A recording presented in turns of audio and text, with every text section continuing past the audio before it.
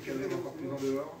Montaval se rapproche également à l'extérieur. Placa est tout près, tout comme Fusion Mérité, également là, Zébré la Fonte. On passe devant les tribunes avec Flora Suédoise numéro 11 qui a l'avantage sur Phil Cadrim. Numéro 2, Zeka Chalou, c'est en troisième. Un sucre ou deux, sans sucre. Sans sucre, ok. Accélération dans la descente de Phil Cadrim, qui tente de prendre l'avantage maintenant, alors que l'on va assez vite, on est sur Kevin 12 dans la descente, avec toujours en deuxième position Flora Suédoise. Zeka Chalou, numéro 2, qui est toujours bien placé, côté corps des deux Fusion Mérité. Avec également Darchana un petit peu plus loin, Placa en groupe de tête en 5 ou 6e position, Torero d'ailleurs, Placa. Numéro 6. Avec également un peu plus loin la favorite Fameuse d'Azur qui est parmi les dernières. Avec également Fleur du Poléa et Florette de Blary qui est également à l'arrivée.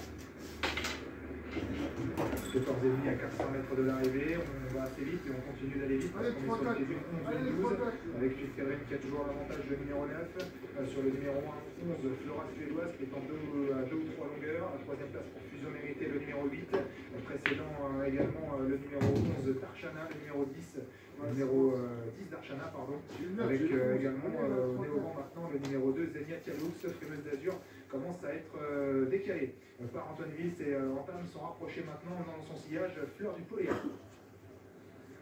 Moins de 1000 mètres à parcourir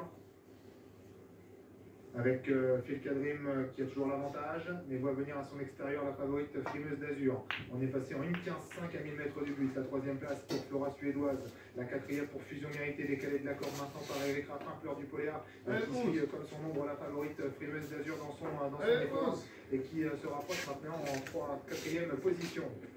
Intersection des pistes avec Fameuse d'Azur sous la menace de Fleur du Poléa qui l'a suivi dans la troisième place pour Fusion Mérité, Phil Cadrem qui n'en peut plus, le numéro 5 Florette de Blary qui a fait mouvement à son tour avec également le numéro 11 Flora Suédoise qui tente également de jouer les places avec moins de 500 mètres à parcourir maintenant. Fleur du Poléa qui semble avoir la mesure et du numéro 4 Fameuse d'Azur, la troisième place pour Fusion Mérité qui tente de se lancer à la poursuite des deux premières Florette de Blary qui joue également les bonnes places. L'entrée de ligne droite avec Fleur du Poléa, le numéro 3 qui s'est débarrassé de Fameuse d'Azur. Fusion Mérité est en deuxième position et va tenter de venir attaquer la pouliche de tête avec toujours Fleur du Poléa numéro 3 100 mètres du poteau qui a l'avantage sur Fusion Mérité qui refait du terrain, tout comme Florette de Blary également qui termine bien dedans. C'est le numéro 3 qui va s'imposer facilement. La deuxième place pour Florette de Blary, Fusion Mérité, le 8e place. 3, 5, 8 et 4, c'est l'arrivée de la 7e course, le prix de Guimet, victoire très convaincante du numéro 3 Fleur du Poléa avec Benjamin Rochard pour l'entraînement d'Evonie Doucet. C'est une fille de Kisling d'Anjou, élevée par Cyril Buénier et qui porte les couleurs de Monsieur Darwin. La deuxième place pour Florette de Blary, numéro 5 à la corde, devant le numéro 8 Fusion Mérité. Et c'est Fameuse d'Azur, le numéro 4, qui se classe 4e. Elle a fait son effort dans la partie montante, Fameuse d'Azur, et marquée d'ailleurs par Fleur du Poléa. Benjamin Rochard qui a monté une belle course en marquant la favorite. Et ensuite, elle s'est débarrassée de l'opposition. Antoine Wills qui a raison, Fleur du Poléa qui connaît bien. Comme moi. Une bonne jument. Oui, là, elle a été bien préservée là, sur ce parcours-là pendant la moitié de la course et elle s'est rapprochée vraiment dans le dernier kilomètre. Elle a gagné de belle manière. Florette de Blary pour bien aussi parce qu'elle s'est retrouvée un instant assez loin. Les Fusion Mérité qui fait sa course. Quasiment les 4 favorites aux 4 en maintenant. Mais c'est pas les meilleurs partiels pour Fleur du Poléa, que ce soit le meilleur dernier kilomètre ou le meilleur dernier 500. On a réalisé d'ailleurs un bon dernier tour de piste, Fleur du Poléa. Elle s'impose de la même manière donc aujourd'hui avec Benjamin Rochard. Il nous reste encore une course, ce sera un pic 5, ce sera tout à l'heure. Fleur du Poléa, donc qui retrouve sa victoire depuis l'hiver dernier. On va retourner à Cannes-sur-Mer maintenant pour la 5e de la Vendée. C'est un handicap que je vais vous présenter, handicap qui s'adresse à des chevaux ayant minimum 5 ans. Ils vont s'affronter sur un parcours régime, un parcours de type long de 4200 mètres. Vous voyez tout de suite une très bonne chance avec le numéro 1 Saint-Anjou qui sert de porter 72 kg, mais c'est un cheval très chevronné qui est capable de jouer un très bon rôle aujourd'hui. Numéro 2 également, c'est partie des bonnes chances, Faucon du Bosque qui reste sur 2 sorties. Sur une rate de 4e place et en plus sur son dos invoqué en grande forme Dylan Ubeda. Allons voir le deuxième tableau de haut partant pour retrouver Celui qui est le favori, c'est Tsar Noir, qui vient de s'imposer, qui reste en tout cas sur une victoire et la cote est extrêmement basse, c'est avec égalité pour Tsar Noir, vous ne pouvez pas comprendre. Non, absolument, c'est le cheval de la course, hein, 2 courses au mois de décembre pour les tours de Cagnes-sur-Mer, après plusieurs mois d'absence et une deuxième place et ensuite une belle victoire. Donc c'est le cheval de la course, incontestablement, ce numéro 6. Alors je vais marier avec Saint-Anjou, que vous voyez bien également dans le temps. Un cheval qui reste sur une belle quatrième place dans la liste qui m'intéresse et sur le tracé du jour. Donc assez c'est vraiment les 2 chevaux de la course. On peut jouer au Super 4 dans cette compétition. Je vous propose un Super 4 en temps libre avec les 2 premières places, donc AC6 avec 2 chevaux de mon couplet. Et uniquement pour les 3e et 4e places, le numéro 2 Faucon du Bosque, le 3 Raster et le numéro 5 Badonito. Il y a 12 combinaisons, 12 ordres différents dans ces places. À 12 €. Et c'était vos années qui étaient aujourd'hui à Léon. On va faire des choses tout à fait bon dans la première partie du grand. Bonne journée à vous. Et à demain. On va faire dans quelques minutes tout de suite. On retourne à la 5e. C'est un gamin, tant qu'il n'a pas gagné, il n'est pas content. Il y a un chiffre favori, Vincent, dans ce 5e rendez-vous. Un favori que vous avez présenté, il s'agit de Tsar Noir, le numéro 6, il est à 2,10 €. Tsar Noir qui a pris un mois et demi d'absence a vite retrouvé le bon rythme. En étant pour sa reprise de contact le 7 décembre dernier, 2e d'un handicap en battant en Stern. Celui-là même qui a gagné tout à l'heure le quintet. Et pour sa deuxième course de rendez-vous, sa deuxième sortie du meeting, que nous allons revoir le 18 décembre dernier. Tsar Noir a renoué avec la victoire en battant Razango, qui allait gagner quelques jours plus tard le prix du Comté de Nice.